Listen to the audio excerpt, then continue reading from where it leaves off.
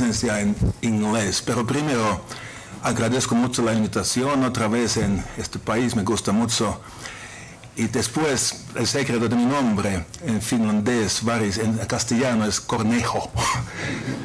Pero voy a cambiar en inglés, por favor, perdóname, pero es por razón de democracia, para otros participantes vamos a usar inglés. So thank you very much.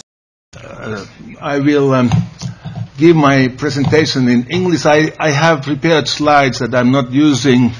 All of them I will just explain you while it's being opened by somebody. It doesn't seem to open myself. Oh yeah, it comes here. So I took literally the invitation on more or less on this formal side of policy and curricula. Not that it would be most important, but because I was given the role of what do we do in the formal education on a European level. I know that education in a formal sense is most boring. I never know why I ended to be a chair in education. It's not the most fascinating field in the beginning, but at the end, everything is education if you take a more humanistic and broader communication view.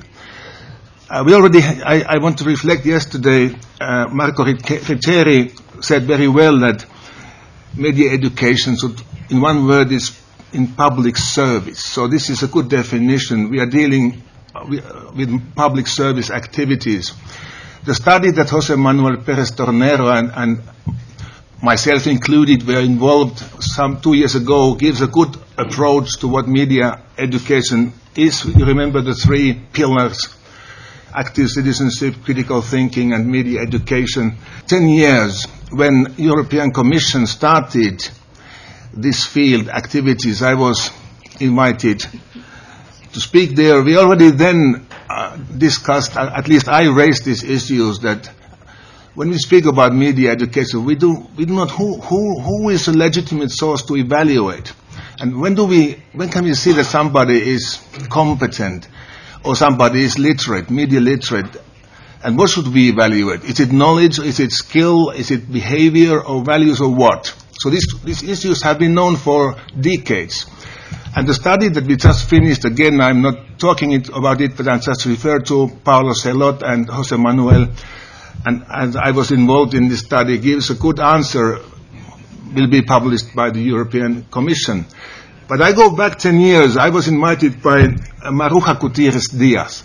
She is a Spanish from Malaga, and excellent functionary of the European Commission. She invited me to speak 2000 about this topic in the Commission. And I found when I go back 10 years of our work, I found that actually we did very good beginning, already in the beginning, very good, we were very well aware of what we are talking about. So it was about as much of critique of the media as also about skills that we would like to promote. So this was, we were aware, but if you go to our most recent study, the study that of the assessment that EAVI coordinated, in the response by member state institutions that we got, particularly from UK, they told very clearly that even though media literacy, we understand it's an objective. This is the goal of media education. But there's not a single agreed definition of it. We have found it very difficult to translate media literacy in other languages. Even though we translate Alphabetisation or Alphabetisierung in German or whatever we have, it's being used, but if you ask anybody in the field of traditional education, they don't understand what we're talking about. I don't mind. I mean, that we teach them, and they learn to know through the work and the real life experience. Basically, it's kind of umbrella where we have different skills, knowledge, understanding, and so forth. But we had to also to ask very clearly, can we teach? Is it a teachable thing? Are we talking of something that you learn by other means? And if it's teachable, if it can be taught at school, formal institutions, under what discipline? Mother tongue, art, history, or what? and what elements should be there and how to evaluate. So all teachers, educators have to answer this question. And the goal, of course, we have to be very clear. What is the aim? If we want to have people who are media literate, what should be the characteristics of these people? So yesterday we spoke about, somebody raised the issue, what about traditional media? So in our approach in the European Commission expert group, we do not separate traditional from new media. We speak about all media. Even though the young people, their reading habit is not linear, it's associative. So they read differently. As a matter of fact, in a modern media environment, you do not necessarily have a beginning and ending like you have in old textbooks.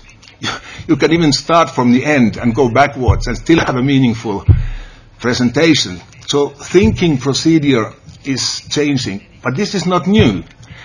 50 years we have known. Walter Ong, already one of the classics in rhetoric, said that even though all media carry information, they also change the way we construct our memory and our thinking.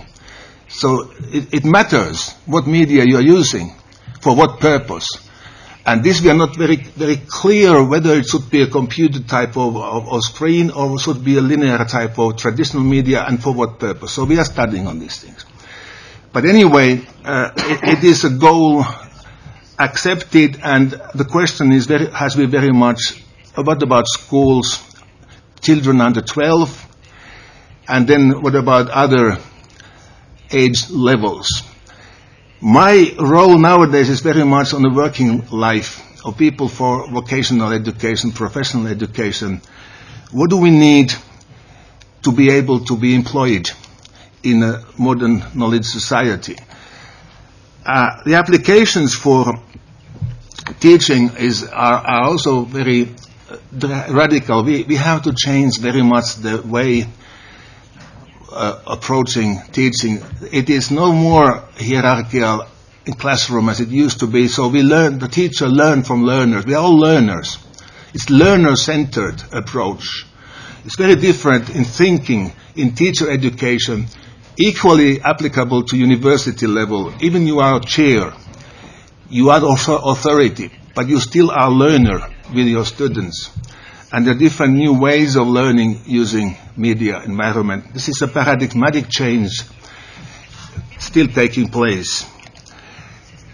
Very briefly, to introduce the theme in the next 10 minutes that I have still, I want to reflect very briefly on our work in the European Commission and maybe UNESCO. I don't have time for both of them, so I concentrate on European Union, European Commission work. There have been two different approaches. One has been more or less emphasizing the e-learning and technology. And the digital industry has pushed this, what they call, and we call, digital literacy, which has been mainly on e-skills and kind of competencies needed for information society, as it's called in the official documents. The media literacy that we have accepted as an umbrella, let's say that it's larger. It started with the image education. It started with the application of media education. It's an expert group still working and continuing its work. And it brings more the culture, cinema, and all cultural traditions, European diversity, into the discussion, while digital literacy was more technology-centered.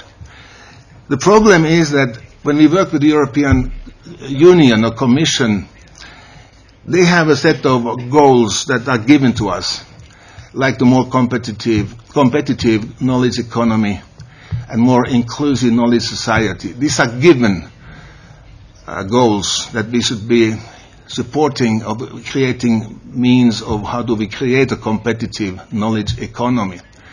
And it's believed that media literacy is an essential part of it. In UNESCO, which I have to leave now without taking too much because it has been already, Vladimir Guy has been very well introducing UNESCO work, I would only add this one dimension that I'm personally involved. It's the open educational resources. It's an activity that more and more learning material are available, accessible through open resources, and this is a concept that becomes in the educational field connected with media literacy, because you have to be media literate in order to use them properly, and the cultural diversity.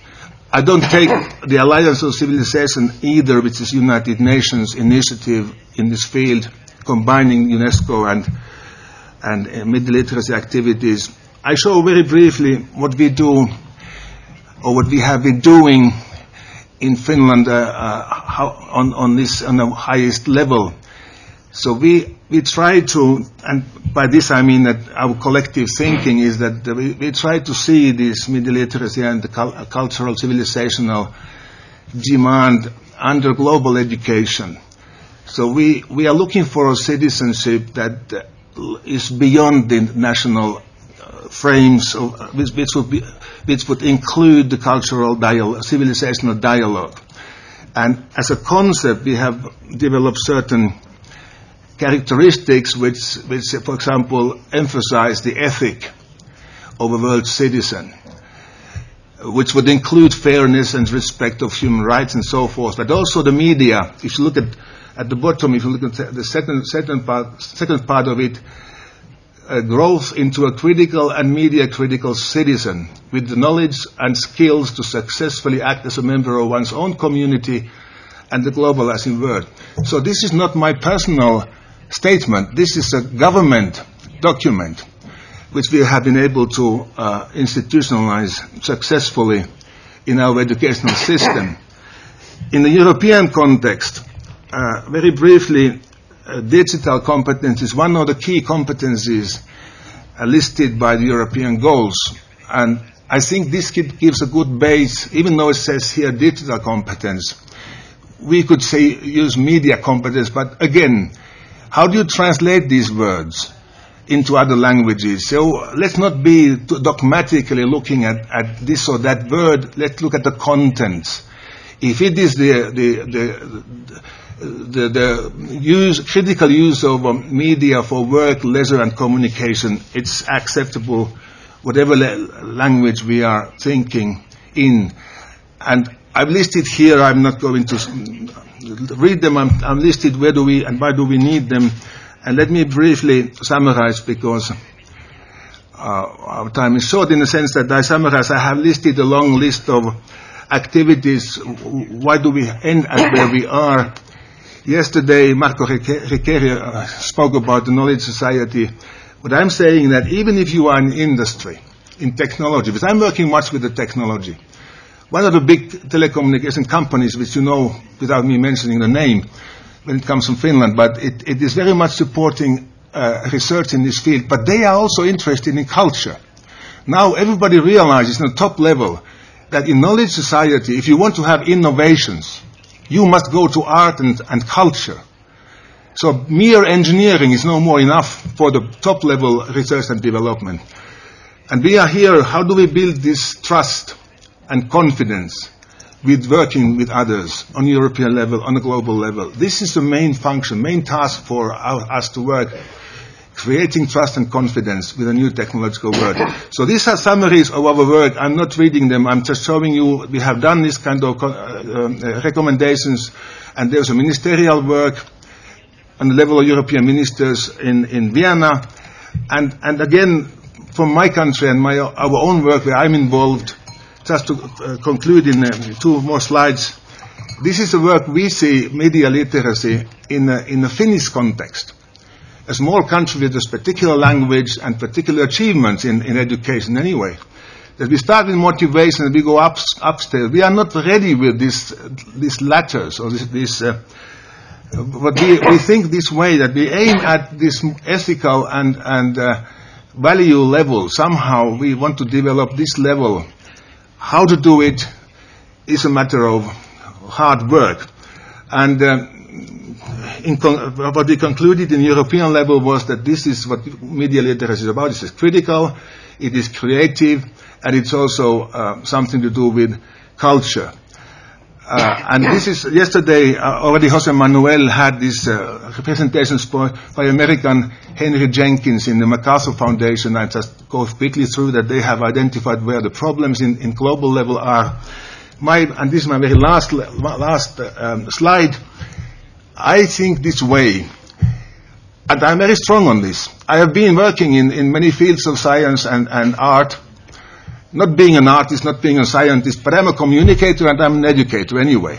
So I think that the complexity, when you study more the complexity of the world, you understand that after all science is very close to art, which Einstein and many others realized a long time ago. But in school systems we don't realize this. We have fragmented knowledge and we teach still in a traditional way. It's not necessarily good to be a specialist in the old sense. Perhaps it's better to be not very good in something, but good in many things. It's a change of thinking. The world changes rapidly, and you have to do 4 or 5 times a new job in your life. Be good in many things. What it means for education. And anyway, my claim is that art deals with the sensual world, spiritual world, holistic concept of man, human being, not man but human being, man, again language bound. In my language there's no difference between she and he, we have only one word, so I'm sorry for the English language, but it's the English language problem, not my problem. So art and communication and science go together. So thank you very much. I think it is 9.5 minutes.